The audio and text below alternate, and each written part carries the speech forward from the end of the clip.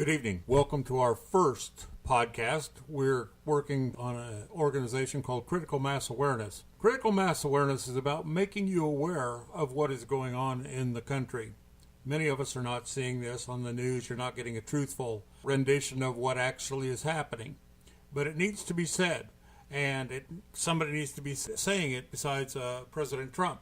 Now, my problem is I have no political correctness. You're going to hear me say things that probably may offend you. Well, I'm real sorry about that, but I'm over it.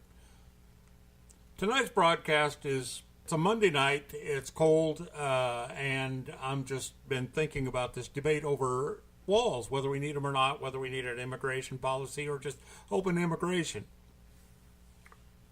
Right now in America, there's a raging debate about walls.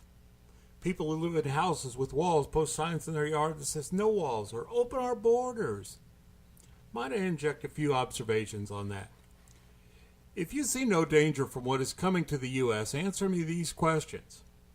If you don't want a wall, why not remove the locks from your home?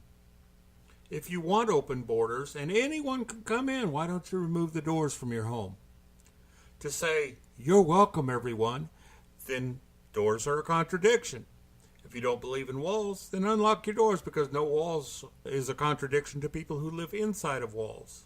The people coming here are criminals. They are an invading force from a foreign country carrying a foreign flag intent on entering your country illegally. Read the Constitution. This is called an invasion. Note I used the word illegal. A person who does something illegally is called a criminal. And if they're willing to enter your country illegally to get what they want, what makes you think they'll obey laws like, thou shalt not steal, thou shalt not kill? You know, Troy had a wall which protected them, but they let their guard down and opened their gates. The city got burnt and most of the residents murdered. Back in 1826, they had a wall. 128 Americans behind that wall held off 4,000 Mexican invaders. Don't tell me walls don't work. Before you repeat history, study it so you know the consequences. God Almighty believes in walls, gates, and extreme vetting before he lets people in. There's no point in having a pearly gate if you don't have a fence next to it. People just walk around it. He has rules, he has standards, and it's worked for him since the beginning of time.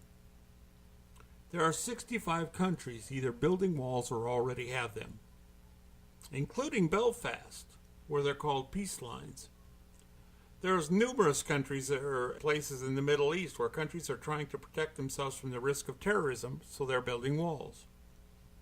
Think about this. At the time the Berlin Wall came down, there were only 12 countries that actually had walls. Folks, it's your decision. You have to decide whether you want to take the doors off your house or whether you want to keep the locks on it. You can't have it both ways.